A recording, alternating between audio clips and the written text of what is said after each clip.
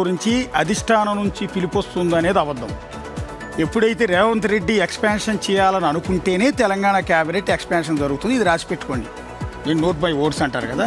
Yes, ఇక్కడ ఏంటంటే రమాదేవి చెప్పినట్టు ఊరుకున్నంత ఉత్తమం లేదు, బోడుగుండంత సుఖం లేదు, బోడుగుండంత సుఖం లేదు అన్నట్టు ఈ క్యాబినెట్ విస్తరణ జోలికి వెళ్ళకపోవటమే మంచిది. ఇప్పుడున్న అధిష్టానానికి కానీ ఇక్కడ తెలంగాణలో ఉన్న అధిష్టానానికి కానీ ముఖ్యమంత్రికి కానీ చాలా మంచిది. ఎందుకంటే కర్ణాటకలో రేగిన రిచ్ చూసాం, దానికన్నా ఎక్కువ ఎక్కడ ఉంటుంది. ఆల్రెడీ మంత్రి పదవులు ఇస్తావా లేదా అని ఎప్పటి నుంచి డిమాండ్ చేసి రాజగోపాల్ రెడ్డి వాళ్ళు లాంటి వాళ్ళు ముఖ్యమంత్రిపై తిరుగుబాటు చేస్తున్న సందర్భాలు ఇప్పటికీ మనం చూస్తున్నాం. ఈ నేపథ్యంలో ఎవరికి మంత్రి పదవి రాకపోయినా వాళ్ళు ఖచ్చితంగా అలుగుతారు. నానా రకాల ఇబ్బందులు, నానా రకాల రచ్చ, ఇచ్చిన దానికంటే కూడా ఇవ్వకపోవటమే ఉత్తమం అనే పరిస్థితికి వస్తుంది. కాబట్టి రేవంత్ రెడ్డి చాలా స్ట్రాటజిక్గా స్మార్ట్గానే ఆలోచిస్తారని నేనైతే అనుకుంటున్నాను. ఇప్పటికిప్పుడు క్యాబినెట్ ఎక్స్పాన్షన్ చేయకపోవటం వల్ల తెలంగాణ రాష్ట్ర అభివృద్ధి కానీ రాష్ట్ర పరిపాలన కానీ దెబ్బతినే అవకాశం ఏమాత్రం లేదు. మా అంటే ఇంకో ఇద్దరు మంత్రులు యాడ్ అవుతారేమో.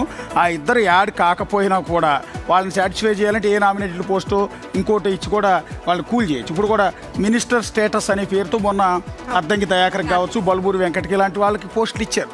అదే క్రమంలో కొత్తగా ఎక్స్పాన్షన్ నేను చెప్పాను కదా, ఈవెన్ రేవంత్ రెడ్డి అనుకుంటే ఖచ్చితంగా చేయాల్సిందే అని అనుకుంటే తప్ప తెలంగాణ క్యాబినెట్ ఎక్స్పాన్షన్ జరిగే అవకాశమే లేదు. ఎస్, ప్రతిసారి సీఎం రేవంత్ రెడ్డి ఢిల్లీకి వెళ్ళిన ప్రతిసారి కూడా ఈసారి మంత్రివర్గ విస్తరణ ఉంటుంది అని ఒక చర్చ తెర మీదకి రావడం మనం చూస్తూనే ఉన్నాం. ఆ విషయాన్ని స్వయంగా సీఎం కూడా చెప్పారు, నేను ఢిల్లీ వెళ్తే చాలు మంత్రివర్గ విస్తరణ చేయబోతున్నారని చెప్పి మీడియా కోడెక్కుస్తున్నారు.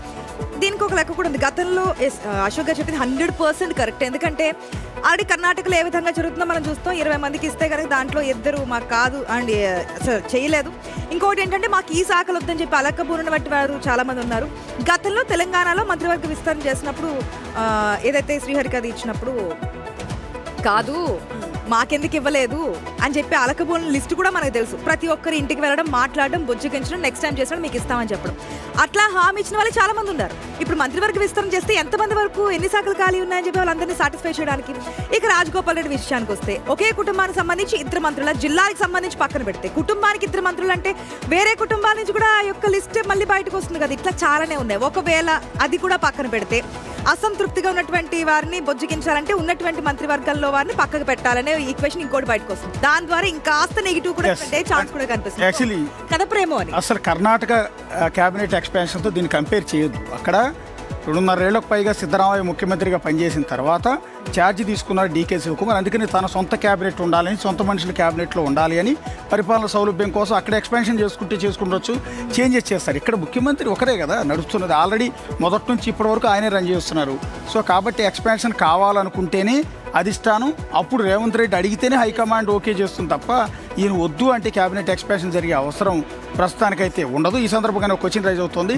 ఒకవేళ హైకమాండ్ మంత్రివర్గ విస్తరణ చేస్తే రేవంత్ టీంలోకి చేరబోయే లక్కీ లీడర్స్ ఎవరు అంటే అది రేవంత్ రెడ్డికి నచ్చిన వాళ్ళు ఎవరైతే ఉంటారో, రేవంత్ రెడ్డి మాట వినే వాళ్ళు ఎవరైతే ఉంటారో, ఎవరైతే పరిపాలనలో సహకరిస్తారో వాళ్ళకి ఉంటుంది ఆటోమేటిక్. అండ్ నెక్స్ట్ డిఎన్ఏలో నెక్స్ట్ ఇష్యూ చూద్దాం. ఓటమి నేర్పిన పాఠమా లేక రాబోయే సవాలుకు సిద్ధమవుతున్న వ్యూహమా?